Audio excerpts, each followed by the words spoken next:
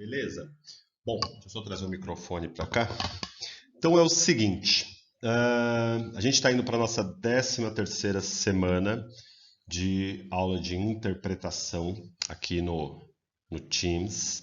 E eu queria levantar aqui com vocês um assunto que está relacionado ao que a gente tratou na aula da semana passada, né? Então, vamos só recapitular aqui o que a gente falou. Então, a gente comentou o seguinte, que quando a gente fala de interpretação de textos, a gente tem que estar atento ao seguinte: existem questões de semântica, não é isso? Que dizem respeito a aspectos internos do texto, ou seja, aquelas questões que pedem para a gente identificar o tema, a tese, o argumento que o autor usou, ou, por exemplo, os mecanismos de coesão, os mecanismos de coerência, né? Então, isso diz respeito aos aspectos internos do texto. E aí eu comentei com vocês que é cada vez mais comum questões que pedem para a gente falar sobre pragmática. E o que é pragmática? São os aspectos externos do texto, né? Então a gente comentou na aula passada a intencionalidade, a aceitabilidade e a situacionalidade, né?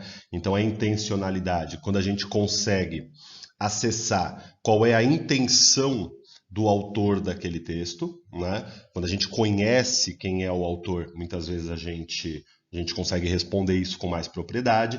A aceitabilidade, que diz respeito ao interlocutor, para quem ele está escrevendo aquele texto, né? E aí a gente consegue ter mais sentidos quando a gente sabe a quem o texto se dirige. E a situacionalidade, que tem a ver com o momento, o lugar em que aquele texto foi produzido. Então lembram-se daquela propaganda da concessionária da Mercedes-Benz, em que ele falava lá, você pode dirigir um carrão que ainda não é seu.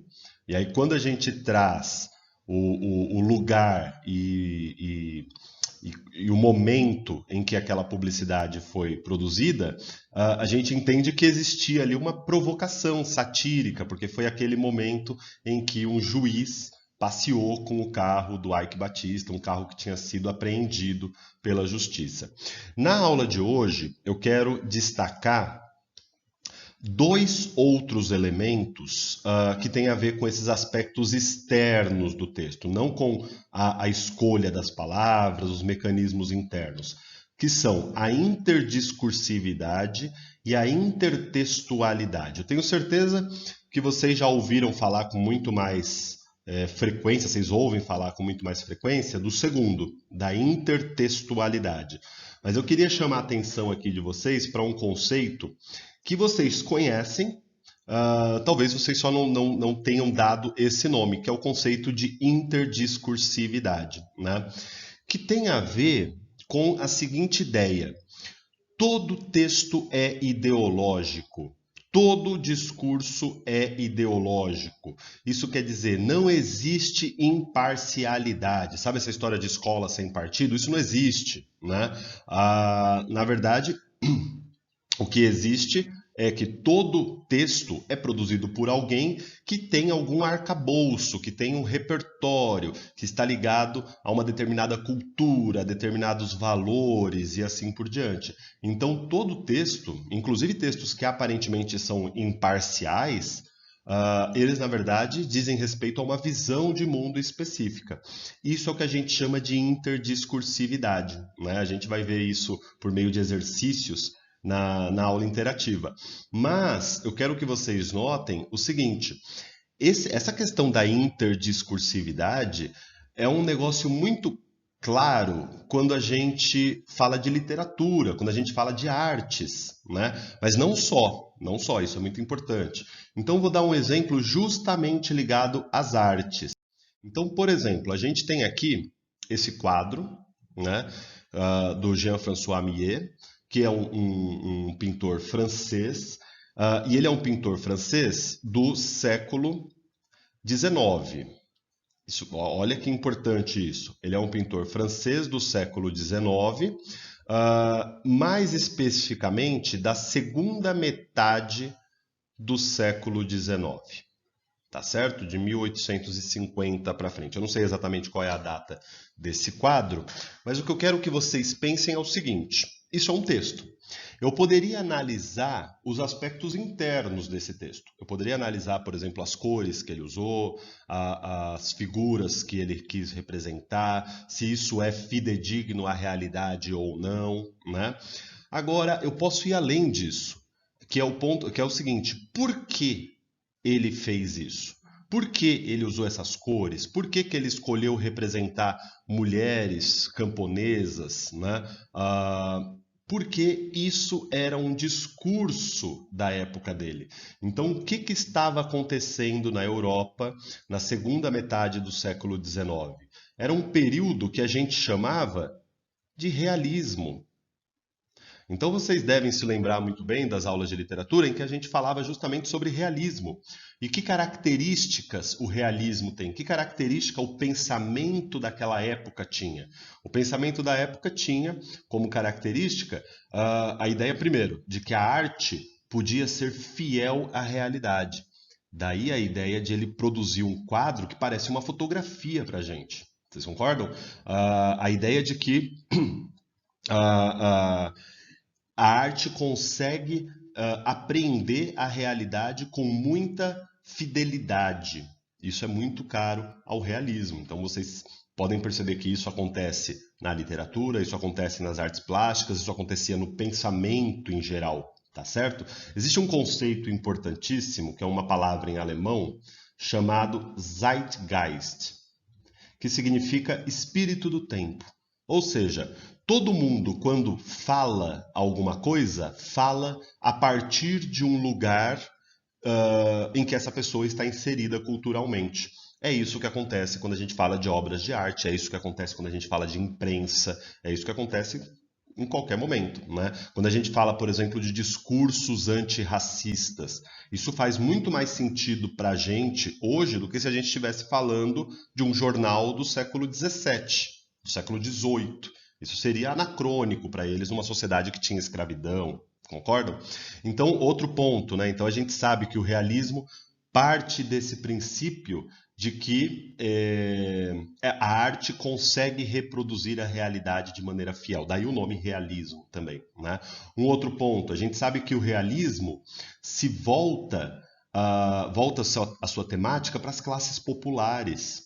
Vocês se lembram disso? Então, quando a gente olha, por exemplo, o Cortiço, que é naturalista, mas está ali na mesma época, é a primeira vez em que se assume que a arte pode dar conta de temáticas populares, não só de heróis, né, como era, por exemplo, a arte clássica. Então a gente tem aí a figuração, a figura de camponesas, né, trabalhando, a ideia da classe trabalhadora. O realismo está muito ligado ali ao socialismo, né, porque a gente está falando da mesma época, é o mesmo espírito do tempo. Isso a gente chama de interdiscursividade, quer dizer que esse quadro guarda uma relação muito próxima com o discurso da sua época, que era o realismo, né, com todas as suas implicações sociais, filosóficas e assim por diante. Só para a gente contrapor. Quando eu trago um quadro como esse, né, Salvador Dalí, é um quadro surrealista. Aqui a gente já está falando de século XX, né? Qual que era o zeitgeist, qual que era o espírito, qual que era o discurso dessa época? Aqui a gente está falando, por exemplo, e isso é muito claro quando a gente fala de artes, quando a gente fala de filosofia, de uma corrente antirracionalista, agora com dois R's, antirracionalista. Então, qual que é a ideia das artes e da filosofia do século XX? É exatamente o contrário da do século XIX. No século XIX, vocês se lembram que a gente tinha uma primazia da razão, né? Por meio da razão, a gente conseguia produzir arte, a gente conseguia produzir ciência e assim por diante. Quando chega o século XX, a gente tem um questionamento dessa primazia da razão, né?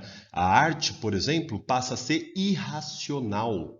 E aí, uma das faces desse irracionalismo de mostrar que o homem não é 100% racional, existem razões históricas para essa mudança de pensamento, uma das faces é justamente o surrealismo. Vocês se lembram que o surrealismo nada mais é do que o apelo ao sonho. E o sonho é uma das faces irracionais do homem. Né? Vocês lembram uma palavra muito importante quando a gente fala de surrealismo? É o aspecto onírico. O que é algo onírico? É algo relacionado ao sonho.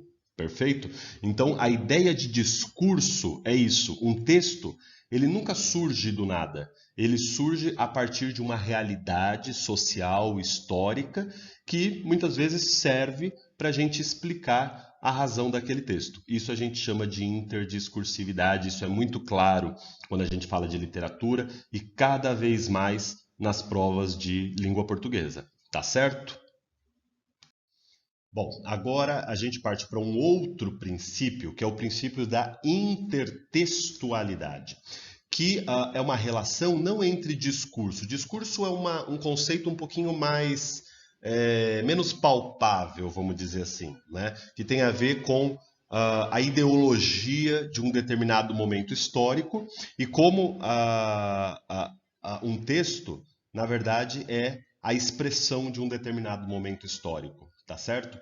Agora, a intertextualidade é um negócio mais concreto. Quer dizer que eu tenho textos que dialogam entre si. E a gente vai ver, isso daqui é um conceito que eu acho que é mais conhecido de vocês, a gente vai ver que existem maneiras como esses textos podem dialogar entre si. Tá?